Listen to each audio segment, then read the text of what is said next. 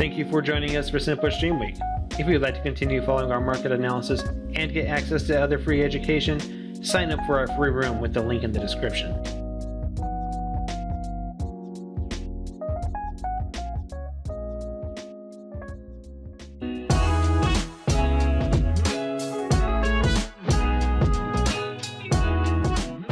Hey traders, Raghee here, and in this update, let's talk about process, right?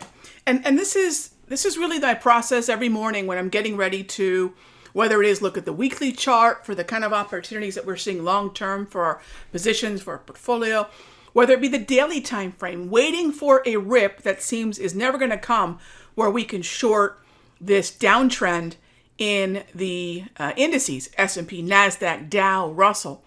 And while we're waiting, whether that be waiting to add a position to our portfolio, whether that be waiting for a short the rip opportunity on the daily, I'm taking myself over to the intraday time frame.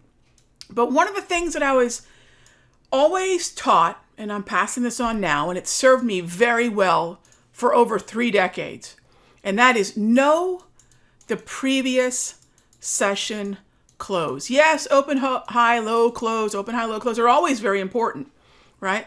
But that previous close, the closing sentiment, that line is a line in the sand that helps us understand if we're sort of on the bullish or bearish side of directional bias each and every day. Crossing up and through that level does have momentum involved. This is just one of the things that I like to look for when I am day trading. It's the first thing that I do in the morning. Seeing where we were this morning, south of that line in the sand, it was really easy to focus on the short side of this market and really forego the long side. Now, having seen that most of the day after lunchtime was just back and forth, then, you can look for opportunities to the long side if you want, but look how clearly we were able to see Darvis and volatility and time-based resistance just do its thing and help us find shorts in the market. I know not sexy. So you might say, well, Rog, where was the real play? Okay. So the real play, and this is really for my futures traders out there, the real play was, let's rewind this thing to 8 o'clock. Let's look at the way the Asian session absorbed what happened in the US and put their 2 cents in, quite literally. We can see that there was a lot of volatility here, tried to simmer down, a lot of volatility again, but what started to happen? Now we're stair-stepping lower. Look at the steady red grab candles. It's easy to get sort of, hey, Rog, what are these new things on your chart?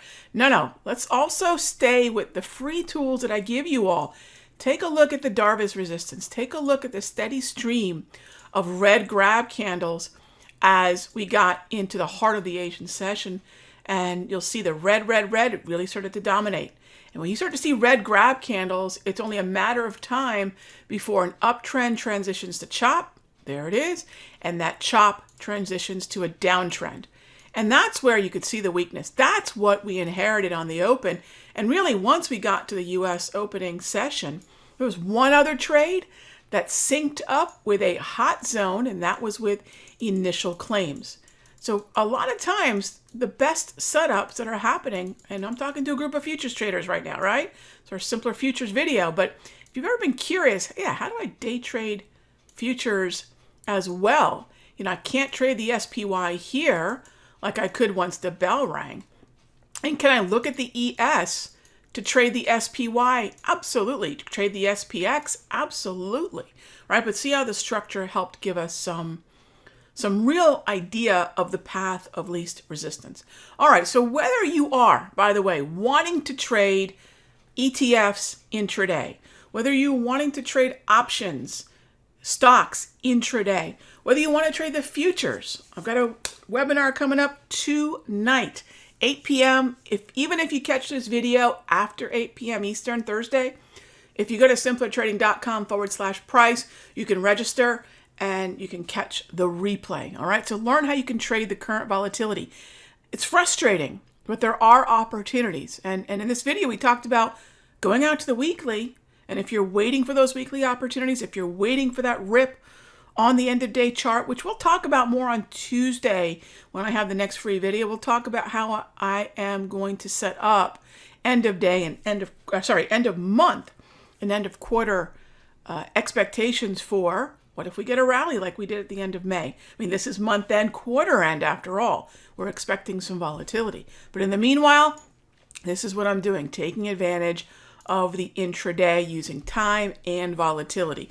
And that is what the really the secret sauce is. How do we understand why these zones plot, why they work so well, and why they're going to continue to work so well in this environment. It's a process that I started studying and developing back in 2010 with my third book.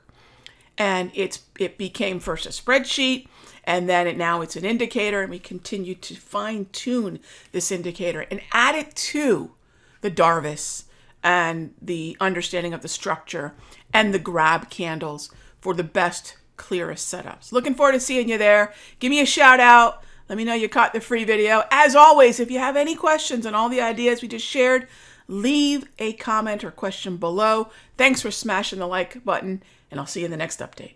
Hey traders, Raghee from Simpler Trading. Thank you so much for watching this video. Be sure to leave a like and a comment below. And remember, subscribe and click the bell icon so you'll get notified of the next update. And when you're ready to join me for live trading, be sure to head on over to simplertrading.com.